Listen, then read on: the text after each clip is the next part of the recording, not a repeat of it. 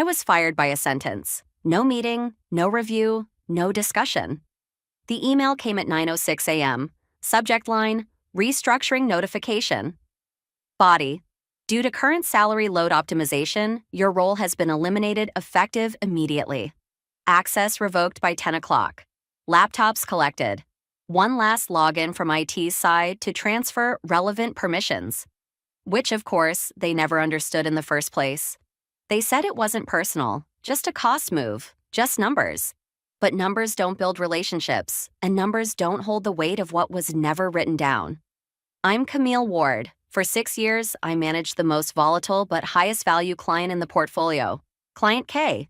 They didn't care about our branding. They didn't sit on calls. They judged our value by silence. The fewer escalations, the more trust.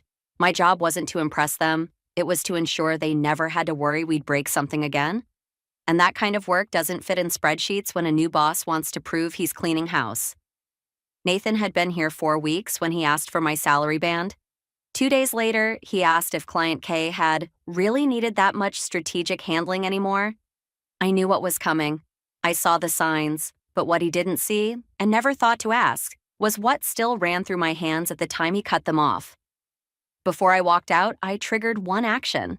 Not dramatic, not vengeful, just precise. Deep inside our internal system sat a contract renewal gate for Client K. A logic lock I'd built years ago when their trust was fragile. It required a validator to approve that all Q cycle conditions had been fulfilled before the next release triggered. That validator was bound to a specific ID, mine. And no one had ever changed it because no one else had ever touched the file.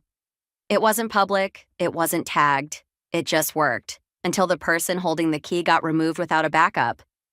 I didn't leave a note, I didn't need to. I simply let the system run as it was designed. No overrides, no substitutes. I also sent a single ping to Client K's back-end inbox, not to the lead strategist, not to the account owner, just to the automated compliance recipient, a subtle alert confirming that the Q4 handoff had not been validated due to user deactivation. I knew they would notice, not because it was loud, but because it was missing the one thing they were trained to expect. Confirmation from me. Not by name, by structure. By habit. Nathan thought he fired a salary line. What he actually did was remove the one signature the client trusted enough to not question.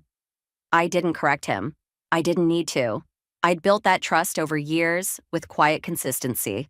And I'd locked it in the one place they'd forget to check until the money stopped flowing. 3 days after I was fired, the system reached the checkpoint I had embedded 2 years earlier.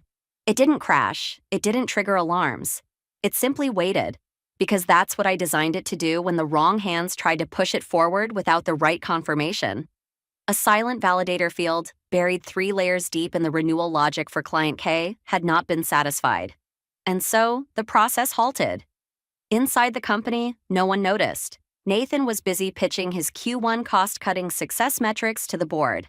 Lexi, the junior he promoted to Client Insights lead, had copied over my decks, updated the dates, and sent off a summary email to the client without realizing that none of the metrics had been formally cleared for rollover.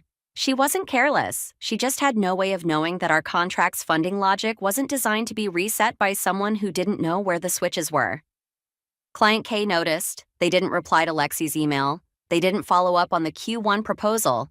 Instead, they sent a short message to the company's finance inbox, CCing legal and the CEO. Please confirm who currently manages continuity schema validation for the contract previously overseen by Camille Ward. They didn't mention delays. They didn't mention funding.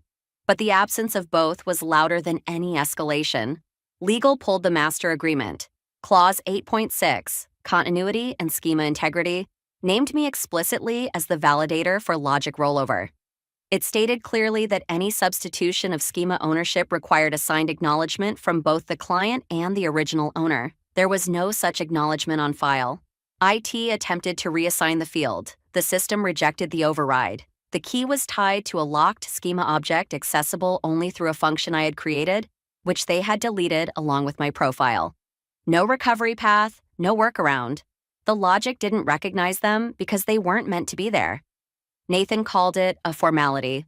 He told legal the client was being overly procedural, but legal wasn't worried about procedure. They were worried about breach. If Client K pulled funding or reported an invalid rollover, it would trigger an internal investigation. And in a company where no one wants to take responsibility for decisions they didn't authorize, silence spreads fast. Lexi asked if they could just write a fresh proposal. But the issue wasn't the content, it was the timestamp. And without schema validation from the last cycle, any new submission would register as unsanctioned. That was the word legal used, unsanctioned. By the end of the week, finance raised a red flag. If the schema wasn't verified within the 7-day rollover window, the renewal would not pause. It would lapse entirely. The account would drop into compliance freeze, and the funding would exit their forecast. That's when someone finally asked the question Nathan should have asked the day he fired me. Who else knows how the schema works? The answer was no one. The question wasn't loud. It came without escalation, without emotion, without even a phone call. Just a precisely worded email, sent to legal, copied to finance, and discreetly looped to Nathan. The subject line was, Continuity Attribution, Schema Validation, Q4. The body consisted of 2 lines. Please confirm the individual currently managing schema-level validation for Contract 17K, previously overseen by Camille Ward. Full credential history required for audit continuity. It wasn't phrased like a complaint, but for Client K, that was exactly the point. They didn't confront when something went wrong. They documented. Because what mattered to them wasn't an explanation. It was accountability. And accountability, in their world, was not assigned to teams, structures, or systems. It lived in names. Named people, named credentials, named consequences. Nathan skimmed the email during a leadership sync and shrugged. We'll reassure them. Camille's responsibilities were distributed into the strategic ops group. Lexi can handle the response. Legal looked up, not blinking. Finance said nothing, but the silence said plenty. Everyone knew Lexi hadn't touched schema logic before 2 weeks ago. And everyone also knew schema validation wasn't a general task, it was credential-bound, client-specified, and contract-locked. Still, Lexi followed orders. She drafted a clean, well-worded reply, stating that schema-related tasks had been moved into a cross-functional ownership model. She didn't say my name. She didn't refer to the validator field. She didn't know it mattered. The client's response came in under 15 minutes. Team attribution is insufficient. Please provide full credential path for schema continuity. No additional questions. No margin for interpretation. That same afternoon, IT attempted to update the validator assignment. They encountered the same hard logic block that had triggered 3 days earlier. The schema object that governed Q4 renewal was bound to a credential signature tied to my former internal ID. When that ID was removed, the function didn't break. It simply stalled. Any override attempt without schema access from the originating credential would flag as invalid and log a compliance error. And that's exactly what it did. Legal flagged the problem in their system, noting that schema-based continuity was governed by Section 8.6 of the client agreement, which required name transition authorization. There had been no transition. There had been no notice sent to the client. Nathan had assumed he could cut cost without updating the infrastructure that held the cost in place. That evening, the compliance team updated the internal risk register, assigning a preliminary breach risk to the client relationship, not because anything had failed yet, but because the contract was now in violation of its own rollover terms. Nathan called an emergency session the next morning. He asked whether it was worth pushing back. Legal answered before anyone else had the chance. If we submit another response without a named validator, the counsel said flatly, the client is within their rights to withhold funding and report procedural failure. And if they do that, we don't get to explain it. We get audited. For the first time since I'd been fired, Nathan said my name. Can we reinstate Camille's access temporarily? The room stayed quiet for a long moment. Then someone from compliance said the obvious. You didn't suspend her credential. You deleted it. She's not on leave. She's gone. Legal closed the discussion by pulling up the same validator clause, now highlighted in red across every dashboard. Continuity schema is bound to individual credential. No reassignment permitted without pre-approved substitution. No one had approved anything. No one had substituted anything. They had simply removed me, and in doing so, had left the schema standing open, waiting for a name that no longer answered. But the system didn't care that I was no longer on payroll. It wasn't built to understand politics. It was built to wait. And in this case, it was waiting for a confirmation that only I could give. The client didn't demand it. They just kept asking the same question. Who's in charge of what Camille used to handle? And when no one could answer it, they didn't threaten. They just stopped replying. And for Client K, that was the loudest message of all. Nathan wasn't used to being ignored, especially not by a client, especially not after offering a solution. When the validator field refused to accept a new name and the schema logic flagged missing continuity, he called IT, legal, and compliance into a 2-hour session and came out with a compromise. They couldn't access my credentials, and they couldn't rewrite the contract, but Nathan was sure they could build around it. He drafted a workaround, a parallel submission pathway that mimicked the original schema. He stripped out the validator field, recoded the cycle to accept a team-level acknowledgement, and asked legal to approve a note clarifying that, due to personnel changes, continuity was being fulfilled via an updated workflow structure. Legal didn't approve the note, but they didn't block it either. They sent it back marked neutral, along with a reminder that nothing in the workaround altered the standing clause in the client's contract. Nathan took that as permission to move forward. Lexi resubmitted the renewal summary, attached the new schema logic file, and sent it to Client K along with a polite message confirming strategic continuity remains intact via authorized restructuring. Then they waited. 1 day, 2, then 5. No reply, no complaint, no rejection, just silence. But this time, it didn't feel neutral. Camille's silence in the past had meant everything was working. Client K's silence now meant something had broken, and no one was telling them where. Nathan kept checking the system for updates. The funding field remained untouched. The Q1 activation stayed pending, and the validator field, still blank, still bound to the credential of someone no longer in the company. They couldn't ask me to fix it, not yet. Doing so would admit that firing me had created a liability, that the cost-saving measure had introduced an exposure. Nathan still believed he could outmaneuver it. He told finance to assume the funding would land by week's end. He instructed Lexi to keep drafting the rollout plan, and he scheduled a meeting with the CFO to highlight cost-to-output gains in strategic accounts. But by day 8, finance stopped waiting. They marked the renewal as stalled, and legal escalated the risk flag from procedural hold to possible breach. That's when the board noticed. It wasn't the validator field that triggered their concern. It was the financial forecast, suddenly off by 7 figures. It was the silence from a client who, for years, had always signed within 48 hours. It was the realization that no one could answer one simple question: why hadn't the funding moved? And the moment the board asked that question, Nathan realized the problem wasn't legal. It wasn't technical. It wasn't about schema or compliance or contracts. It was about Camille. And Camille was no longer in the room.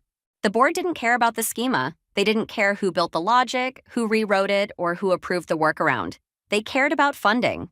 And Client K's funding, $1.7 million, allocated, invoiced, projected, was still missing. So they asked a simple question. Where's the confirmation for Q4 rollover? Legal pulled the documents. Finance opened the logs. Compliance traced the version history. And in the middle of all the layered reports and updated decks, one detail was missing: a single timestamp. The final validator entry, the system field that confirmed schema rollover approval before funding release. It was supposed to show a user ID, a credential match, and a verification time. Instead, it was blank. At first, they assumed it was a syncing issue. Then they thought it might be a formatting error. But the system log told a different story. The function was intact. The trigger was live. The field was still waiting. And the user ID it required, Camille Ward, had been terminated before the trigger was activated. Nathan said the field was non-critical, that it wasn't required for the new submission. But compliance disagreed, because the field wasn't about new submissions. It was about continuity. And according to the contract, if continuity couldn't be confirmed, the client was under no obligation to release funds. That was the moment the CFO interrupted and asked to see the full credential changelog. IT provided it, and it only made things worse. The audit trail showed that Camille's credential had been deleted without reassignment. There was no credential substitution request, no documentation of schema handoff, no internal memo outlining the transfer of logic validation. There wasn't even a line item in the exit checklist noting that schema continuity needed to be addressed. That wasn't just an oversight, that was exposure. Because in a funding structure governed by logic gates and validator IDs, deleting a key credential without replacing it didn't mean the system stopped working. It meant it kept waiting. And that wait had now entered its third week. The board paused. Then one of the directors asked the question Nathan had been dreading since the email from Client K landed. Did anyone verify whether the schema was operational after Camille left? No one answered. Because everyone had assumed someone else had done it. Lexi hadn't known the schema existed. It had been told to disable Camille's access, not transfer control. Legal had never received a substitution request. Nathan had simply removed the role. So now 3 departments were exposed. 1 client was silent, and $1.7 million sat in a pending queue because the one person who could have cleared the field had been erased without understanding what she actually held. Camille hadn't sabotaged anything. She hadn't changed the logic. She hadn't blocked access or rewritten controls. She had simply let the system run exactly as designed, and the design still remembered her, even if Nathan didn't. The escalation didn't begin with an accusation.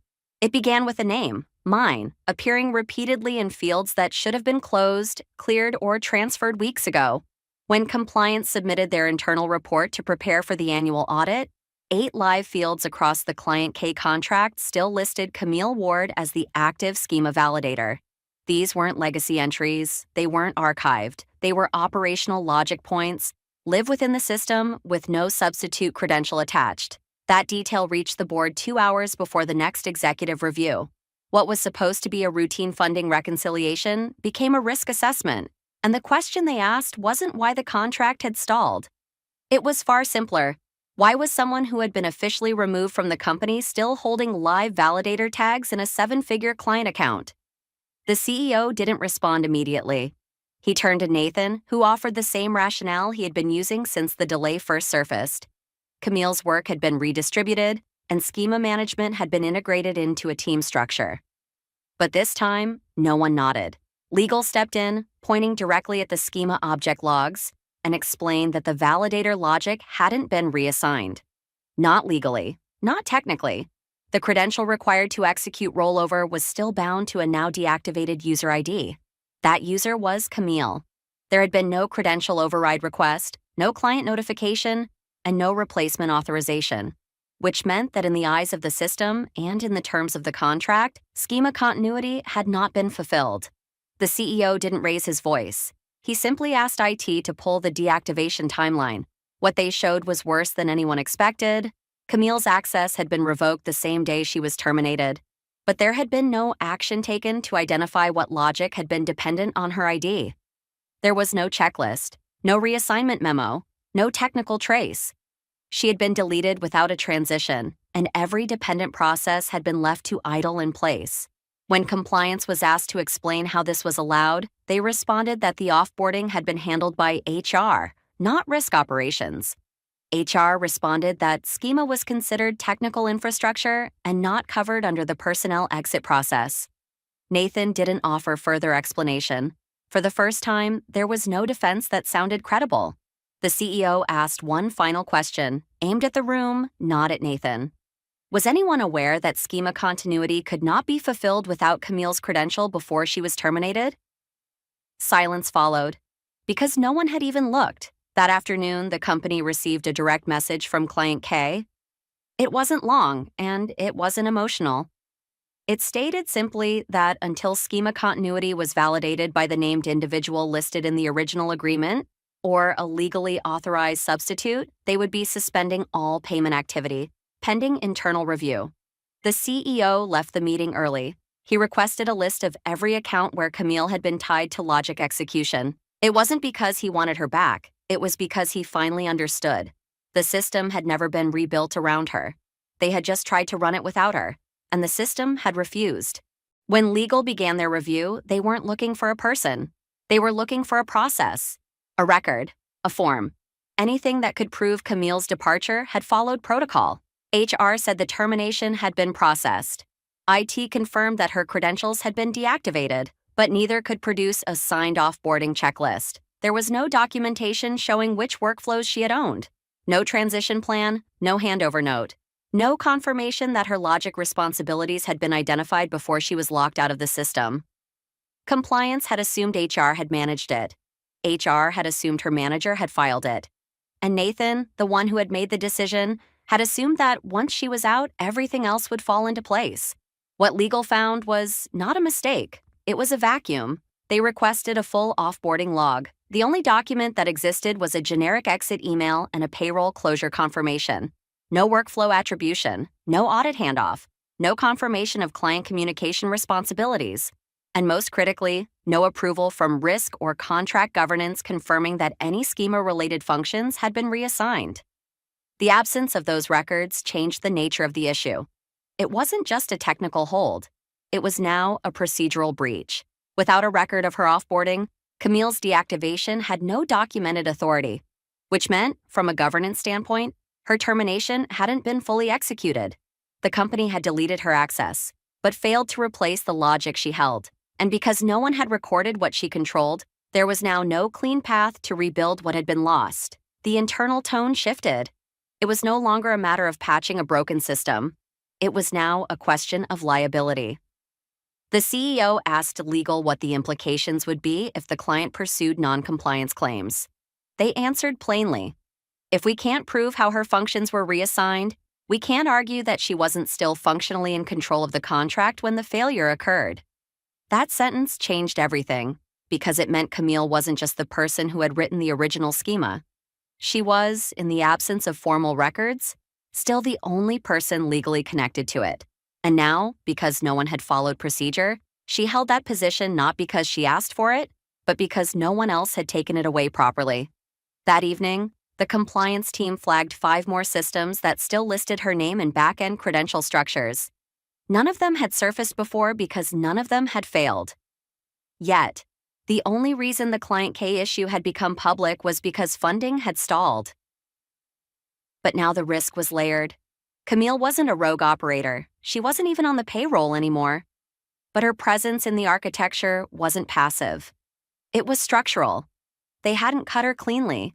They had cut her blindly. And now the system, quiet, procedural, neutral, was correcting the record in its own way. The message came through the secure vendor channel, not an email, not a call, just a compliance bulletin marked, urgent, clarification required. The company's legal inbox received it first. The subject line read, Continuity Validation Authority, current holder. The body contained only one sentence. Please confirm the name and credential of the individual who formally assumed schema validation authority from Camille Ward in accordance with Section 8.6 of the contract, or provide supporting documentation that said authority was vacated with client consent. It wasn't framed as a demand.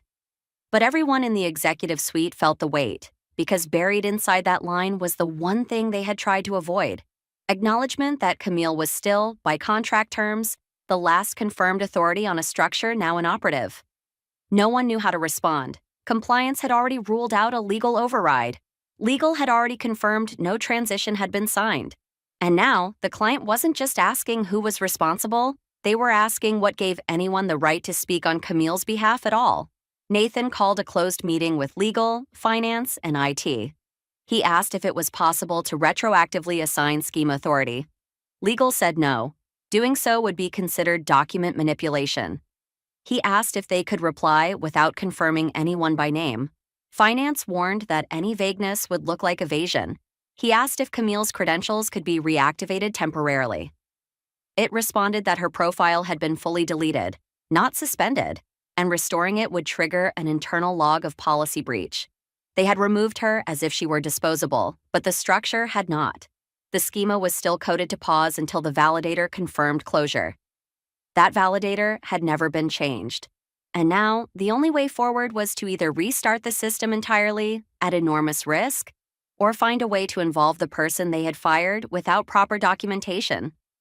The board was notified of the inquiry within the hour. Their response was immediate. We cannot ignore a contract term flagged by the client. The risk is no longer hypothetical. This is now an active compliance exposure. Lexi asked quietly in the hallway if anyone had Camille's contact information. No one did, because no one had ever expected to need it again. But now the company was frozen. Not because Camille had blocked anything, but because no one had ever replaced her the right way. They had assumed silence meant closure. That absence was the same as completion. That removing someone from payroll meant they no longer held weight in a system built by their hands. But the client had spotted the difference. They weren't asking for her back. They weren't asking for an apology. They were asking, who replaced her? And when no one could answer that, it became clear that the problem wasn't that Camille had been fired. It was that she had never truly left. After the client's inquiry, the internal panic shifted from denial to overcorrection. The goal was no longer to respond with confidence. It was to rebuild fast enough to avoid admitting they couldn't. Nathan pulled together a team of product engineers, contract analysts, and one external consultant to reconstruct the schema logic Camille had authored. Their mandate was clear: rewrite the validation flow without relying on her architecture. On paper, the plan looked reasonable. Strip out credential binding, replace individual validator tags with role-based approvals, and relaunch the schema with updated field names that reflected the new structure. But on execution, nothing held. The team quickly discovered that the original schema wasn't a single document. It was an interconnected logic web. Each validator field Camille had touched triggered conditional flows in other parts of the contract system. Removing her credential tag from one node didn't just break that segment, it created an orphan branch downstream, flagging a logic loop incomplete error across the audit logging module. I tried suppressing the flags. Legal warned them that any intentional override of known validation dependencies could constitute tampering if discovered during audit. The external consultant asked for a full map of the schema Camille had built. No one could provide one, because no one ever asked her to document it. They had expected the structure to run itself, and it had, until the person who understood every logic exception was removed without a trace. What made it worse was that Camille hadn't protected the system with passwords or traps. She hadn't designed it to fail. She had simply designed it too well, so well that it knew when the wrong person was trying to confirm continuity, and so well that it refused to let them lie about who was in control. Nathan pushed the team to repackage the schema as a new generation logic model. He prepared a memo stating that the old model had been deprecated and that the client would be transitioned into a more modernized validation structure. Legal pushed back immediately. They pointed to Clause 8.6 again. Unless the client signed off on the discontinuation of the prior schema or acknowledged a new validator via written substitution, the original logic would remain enforceable. There was no expiration clause. Camille's schema hadn't been replaced. It had only been ignored. The consultant left the project, quietly. He submitted a one-paragraph exit note. Unable to reconstruct schema without exposing company to greater compliance risk. Recommend reinstating original logic authority or renegotiating contract terms. By the end of the week, the interim team had produced a draft system. It looked functional, sounded professional, and read cleanly on a slide. But the moment it was run through simulation, the output failed to confirm alignment with the prior dataset. More than a dozen errors appeared in the audit log, all tied to references that no one could trace. Camille hadn't hidden anything. She had just known what mattered, and she'd written it in places that only showed up when misused. Nathan asked one last question that week. Not to legal, not to IT, not even to the board. He asked Lexi quietly, "Do you think she knew this would happen?" Lexi didn't answer, because everyone already knew the truth. Camille didn't sabotage the schema. She just never let it forget who wrote it. They had tried everything: rebuilds, reassignment, silence, but nothing moved the system. The client had stopped replying. The schema refused to validate. And the board was done asking for fixes. They wanted closure, so the CEO sent one message. Not to Nathan, not to the team, to Camille. It was short, professional, careful. He asked if she would be willing to authorize the final validator field, just one line to unlock the schema and allow the client to proceed. No employment, no reinstatement, just a signature. One credential, one verification. Camille didn't reply immediately, but when she did, it wasn't with protest or complaint. It was with terms. The signature, she said, would be treated as a licensed deliverable. The credential would not be reactivated. It would be certified once, for a fee, and recorded in compliance logs with full attribution. They agreed. The CEO signed the contract the same day. The moment Camille's credential reappeared, only for 15 minutes, the system cleared the validator, the schema reopened, the client reactivated the funding. No one celebrated, because everyone understood what it meant. They hadn't just needed a signature, they had needed the only person who understood the logic well enough to know where it failed when misused. Camille never returned, but the system still knew her name. And now, so did the board.